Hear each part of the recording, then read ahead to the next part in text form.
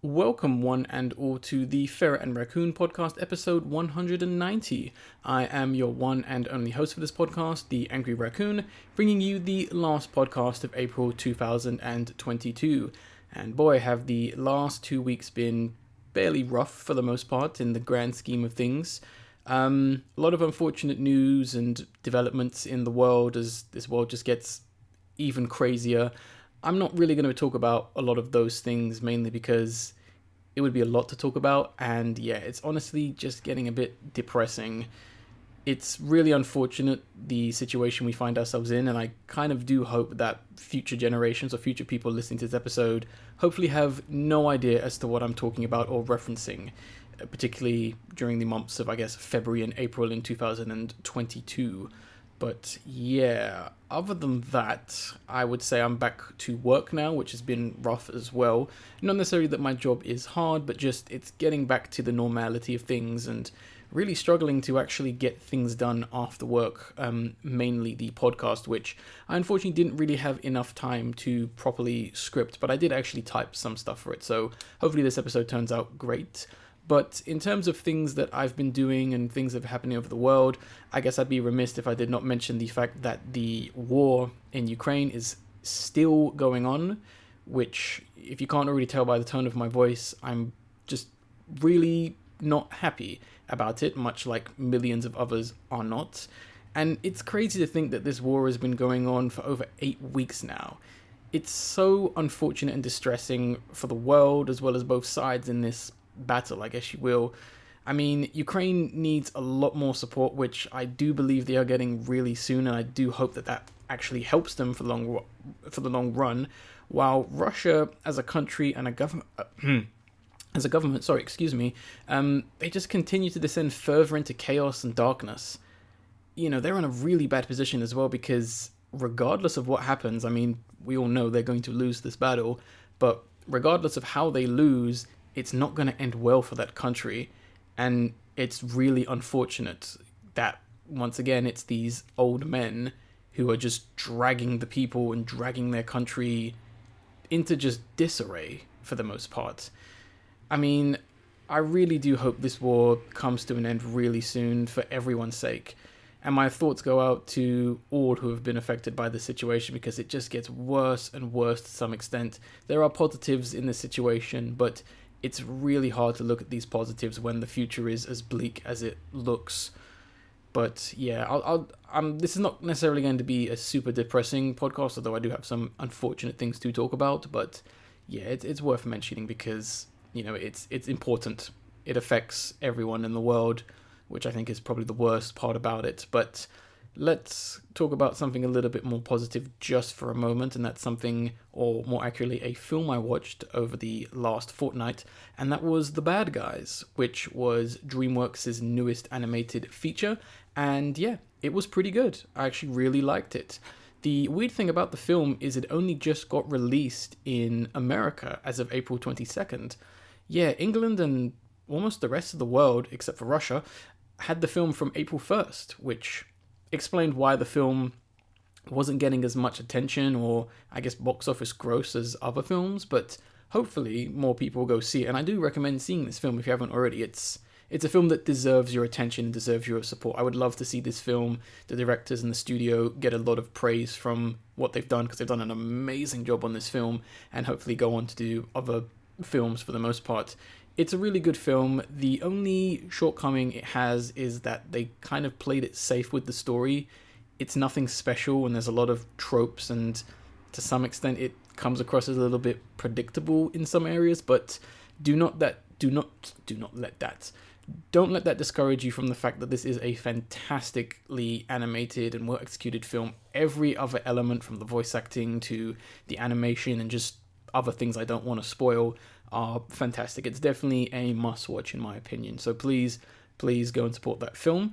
Some more unfortunate news we've got to talk about is I usually have stopped talking about celebrities and other people, well-known people passing away because, given the landscape of how the world is right now, it's a bit depressing. But I felt like it was pretty important to mention the fact that legendary comedian Gilbert Gottfried passed away, aged 68, which was a real shock to the system, because this year has been bad enough as it is, but this is like the real one of the. I guess what I'm trying to say is it really doesn't help finding out about this, and it's really unfortunate to know that we've lost one of the loudest and most iconic voices in comedy. I mean, but one of the last statements that was made on his official Twitter, which I'm guessing is coming from his family, reads as, quote, "We are heartbroken to announce the passing of our beloved Gilbert Gottfried after a long illness. In addition to being the most iconic voice in comedy, Gilbert was a wonderful husband, brother, friend, and father to his 2 young children. Although today is a sad day for all of us, please keep laughing as loud as possible in Gilbert's honor. Love, the Gilbert Gottfried family." Yeah, it's unfortunate to have him pass away, but you kind of got to look at all the awesomeness and all the great things and all great moments he brought us. I love the fact that in almost everything he was ever in, he always shouted his lines, and he certainly is going to be missed, because his work and his presence is pretty much echoed throughout media and comedy for the most part. And I would highly recommend for everyone to please go down the rabbit hole of the things he's in and just watch clips of him, just to, if you've never heard of him, because I'm sure most people know of him as, Iago from Aladdin or Disney's Aladdin. But yeah, he's done plenty of other things, and I will mention some of those things towards the end of the podcast. But yeah, unfortunate stuff, and even to some extent we kind of got to go down or continue to go down a more negative path with our next article, which is quite a big thing to discuss, and that is what I am dubbing the beginning of the end of Netflix. Now, Netflix has been in the crossfire for the last few days, as it appears that the company, or higher-ups of the company, have kind of just given up at this point, in my opinion. It was reported last year, or I think early this year, that Netflix had plans to stop password sharing. So essentially, if you had a Netflix account and you gave someone that account for them to use, Netflix would, I guess, do something. I'm not sure. Maybe block the original owner's account. Maybe block the whole idea or method in which people can share their password. I don't know, because at the end of the day, it's just an odd thing to do, especially when you consider, I guess, the current or maybe previous CEO of HBO Max had gone on record for saying that he loves the fact that people and encourages people to share HBO Max accounts, because guess what? It's free advertising at the end of the day. It's not necessarily a bad thing, because yeah, we're going to get into why that's a good thing and all that kind of stuff. And I mean, it seems now of recently that those plans have been confirmed, as well as other worrying and problematic reports that have come out from Netflix. Now, interestingly enough, Netflix has never really shown their numbers in regards to how well they or their series are doing. It's always been secretive to some extent, which is fine. They don't want companies or their competitors to know how they're performing. But doing this also means that at any point Netflix could just vanish along with all of its content. People have speculated as to whether Netflix is doing well or not for years at this point, because we never knew what was going on. It was always, like I said, a secret. And now it's kind of been reported that they've lost 200,000 subscribers. Now, we don't know necessarily why this has happened. If you were to ask me, I think it's possible that it's a result of their prices going up and this said plan to ban password sharing. I would also like to suggest, or I kind of theorize, that it may be because Netflix has too much content to some extent, and that content just easily gets lost. It is really hard to find anything on your own or anything new on Netflix because it just gets buried. Typically, from my experience and other people telling me about Netflix or other, opinions, what will happen is a brand new show will be, let's say, on the main page, for example, and then by that second day, it's gone. If you remembered it or made a note of it, sure, you'll watch it, but the common person won't. And yes, there is a mentality or a group of people who will just watch whatever's new, bandwagon, hype media, fear of missing out. But at the same time, it doesn't necessarily work when this show, or potentially a good show, is just buried behind so many other things. And of recently, it's also been reported that they do plan to, I guess, incorporate ads into the service itself. Now, I believe they're going to be tiers, as in, like, there will be one tier that you will, I guess, how should I put it? It doesn't make any sense. Yeah, I guess there's gonna be a tier where you pay to see ads during it, but it'll be a cheaper price, which doesn't make much sense, but I'll get onto that anyway. And yeah, the animation department has had a real, I don't know how to explain it. Let's just summarize the situation with the animation department. So Netflix and its animation department, or has, oh well, I guess I'll break it down to in this sense. Basically, the situation with Netflix and animation is that Phil Rydon, who was the director and creative leadership, of creative leadership and development on original animations, was let go, essentially fired. The animation adaptation of Bone, regarded as one of the greatest comic books of all time, that's been cancelled. The Twits project, the story originally created by Ronald Dahl, the man who wrote stories like Charlie and the Chocolate Factory, The Witches, Matilda, that's been cancelled.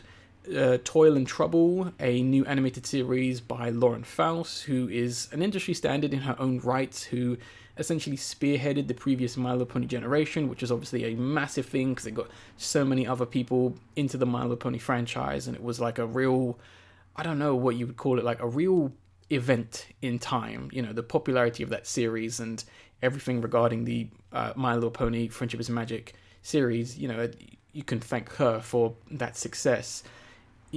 That's been cancelled. All of these things have been cancelled because of staged data, which is the term that Netflix is referring to, which I'll get into later. And also Netflix has claimed that the Boss Baby animated series is the perfect example of what an animated series on Netflix should be. Yeah, let that sink in for a second. This made me really angry because I've watched the Boss Baby show and it's not good. It's a cheap show with no effort put in. And it's a real slap in the face to everyone who loves original animated shows and those who are working with and for Netflix, because they don't own the Boss Baby. DreamWorks owns the Boss Baby. And I would bet you any money that the people who are working on the Boss Baby show would rather work on another project. Like, no real love is being put into that show. Only, bare minimum is being put into that show, basically. And it does feel like Netflix is actively trying to get rid of its animation empire in favor of safe and cheaper products. A lot of the creators, and directors have stated that they were presented with this staged data with no context as to what it means or how they should react towards it. We don't even necessarily know what this staged data means. As far as I can gather, to Netflix, what it means is how a show should perform, which isn't helpful when you've got creators and other, people essentially saying, what, do you want more of this? Like, it's a tricky situation. And according to people who have worked and exclusive producers like Dominic Bisigimo, who was the exclusive producer on Centaur World, I'm sorry if I mispronounced your name, and Elizabeth Ito, who was the creator of City of Ghosts, when they asked about the data, Netflix gave little to no response regarding what the hell it was. So now both of them, as well as many others, are now working for other studios. They've essentially lost talent because they refuse to state what they want. Netflix have stated on several cases that word of mouth is one of the biggest assets, which is true. Word of mouth is free advertising, but it makes or breaks a release. I mean, word of mouth is the main reason why Squid Games is as popular as it is. And in a more recent example, it's also the reason why Morpheus, that awful Spider-Man-ish film, has underperformed. Because people who watched it said it was rubbish. I mean, Elizabeth herself, who, creator of City of Ghosts, she makes a very good counter-argument to Netflix reliance on word of mouth, as she herself has kids and has stated that, the fact that children are complicated when it comes to the matter of the media that they consume. And regarding word of mouth, to quote her once again, kids don't talk to each other like that. I mean, if anyone has children, you would know that no child, possibly under the age of 12 has ever gone, yo, Jim, did you watch the Squid Game? They don't recommend things to each other. They don't say whatever show is good because 9 times out of 10, they've probably watched it. they're only ever really just talking about how much they loved it and their favorite parts of the show, if they even watched it, if they even know it exists. No child really recommends films or TV shows to them. They just kind of go, I want to watch that. No disrespect to children, but that's kind of just how their mental state is. They're very of the moment, in some sense.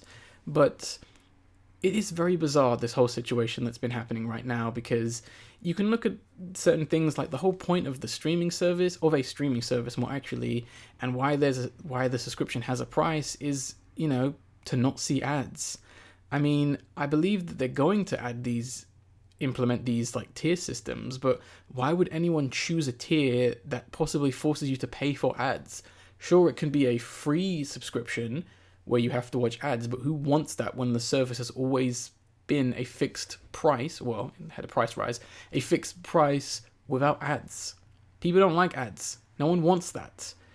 And it is super hypocritical for them to be talking about, or not necessarily talking about, but talking about how they're essentially downsizing the animation department, where they're pretty much destroying it, and at the same time, they're like hyping up the release of Love, Death and Robots Volume 3,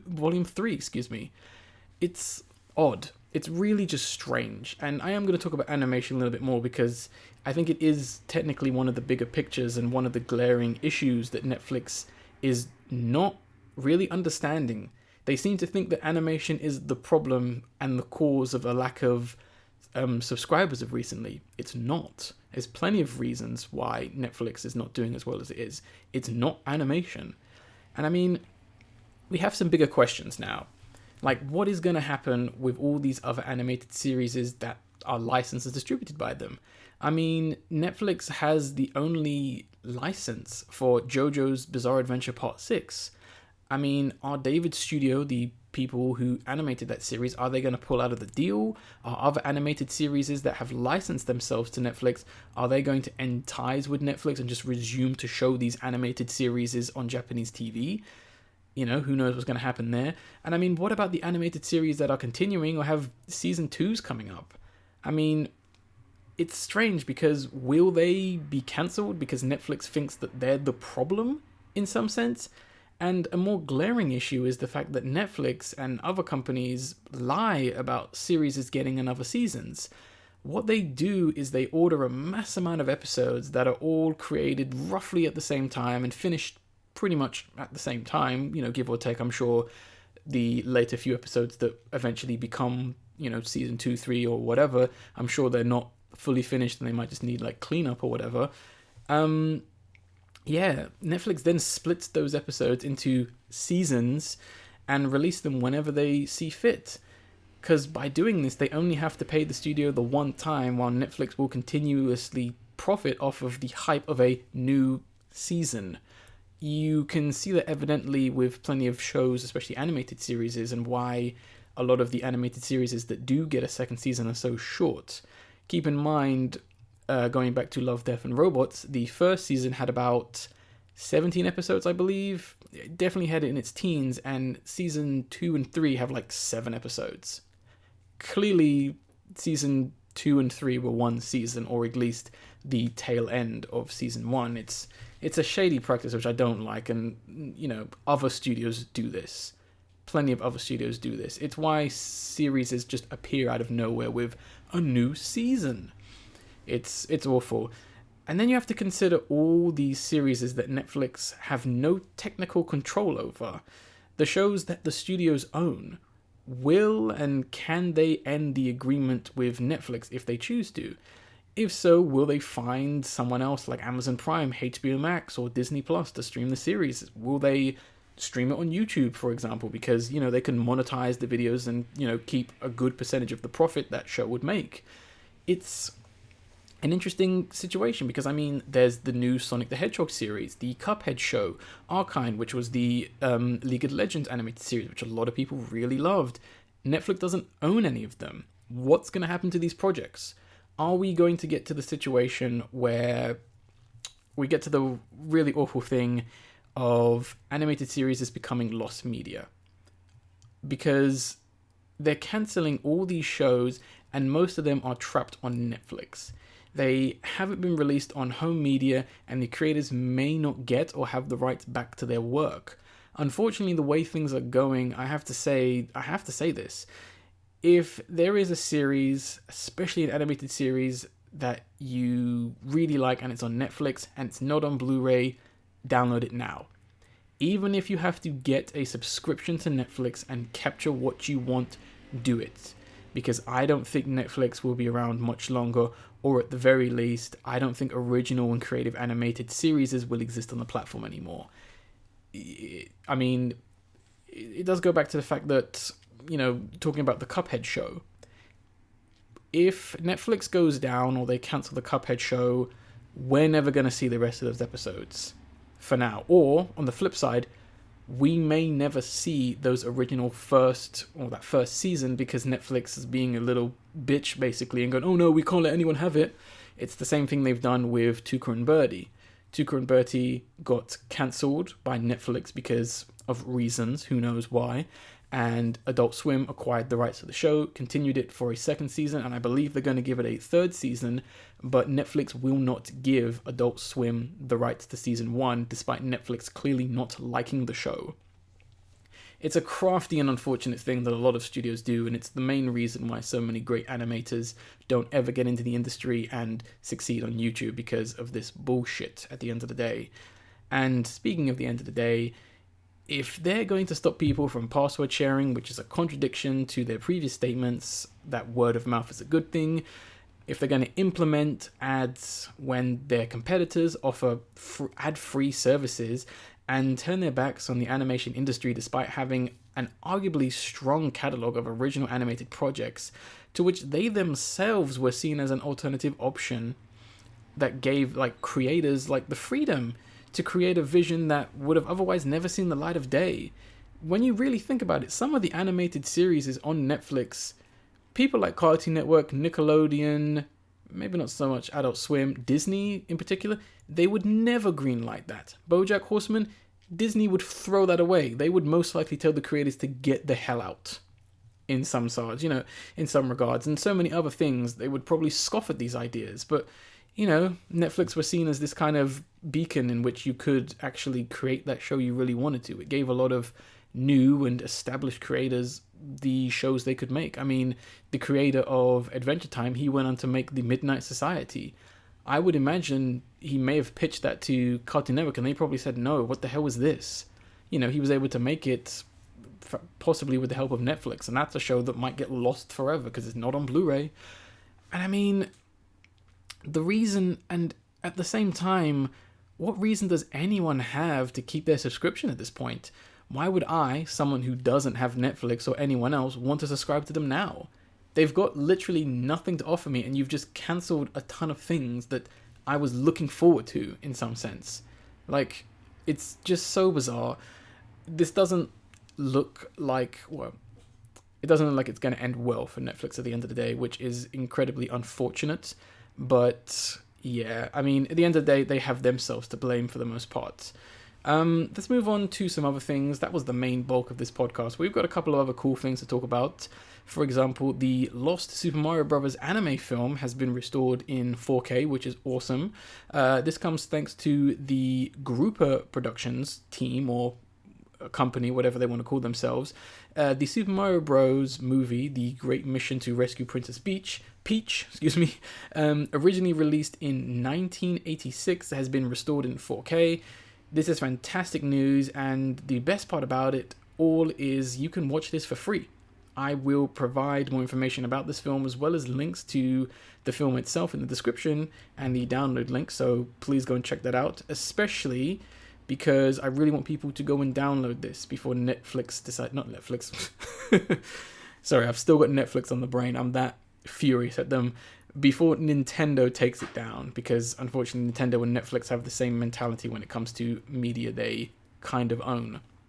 But yeah, please go and watch it. I haven't watched it yet. I didn't have the time to watch it, unfortunately. But yeah, it's awesome to actually have another film resurface. And I think it's kind of relevant, especially given that everyone is hyping over the Sonic the Hedgehog 2 movie. So yeah, we'll see how this compares to the, I guess you could say, yeah, to the upcoming Super Mario Bros. Movie.